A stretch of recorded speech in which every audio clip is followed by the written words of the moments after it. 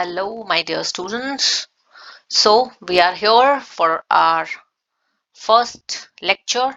As I promised you कि हम bio इतने अच्छे से कर लेंगे कि हमारे को कि हम सबको बोर्ड एग्जामिनेशन में किसी भी क्वेश्चन में किसी भी छोटे से बड़े से क्वेश्चन को आंसर करने में परेशानी नहीं हो, right? So let us quickly start with the first chapter, that is the cell.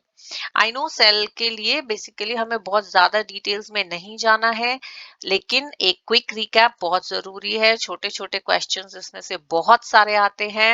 And what we have to do is structural and functional unit of life is our first topic. Correct. तो जल्दी से शुरू करते हैं. Correct. मैं आपको बताती रहूंगी जो डेफिनेशंस इंपॉर्टेंट है वो definitions you will keep writing. So you should have your one notebook which will you will make for notes, and whatever is to be drawn as diagrams are very important in biology. तो हम diagrams की भी practice साथ साथ करते चले जाएंगे. ठीक है. तो अब शुरू करते हैं पहला लेक्चर, राइट?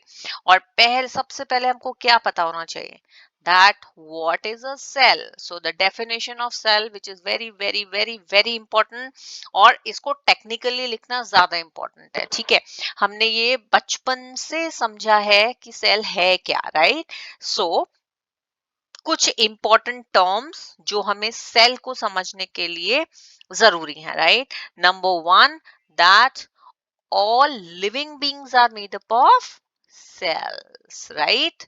Because हमने ये पढ़ा है level of organization में कि सब लिविंग ऑर्गेनिज्म सेल से बने हैं, या सेल हमारा सबसे स्मॉलेस्ट यूनिट ऑफ लाइफ है, राइट?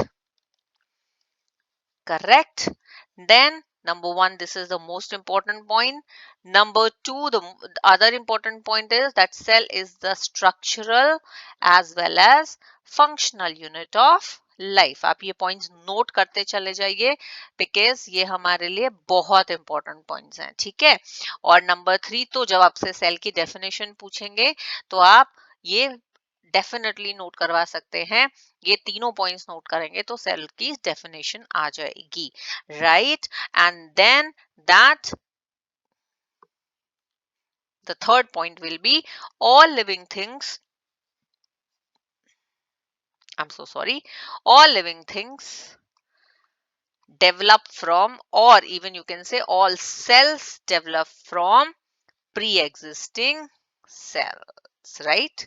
याद है ना ये किसने थ्योरी दी थी? वर्को ने सेल थ्योरी दी थी जिसमें लिखा था all living cells come from pre-existing cells only. They are the structural and functional units of life, and all the living beings are made up of cells. Correct? Quickly talking about numbers. I hope according to numbers you know cells जो है वो हमारे organisms जो हैं वो unicellular होते हैं. जैसे that means made up of only one cell, right?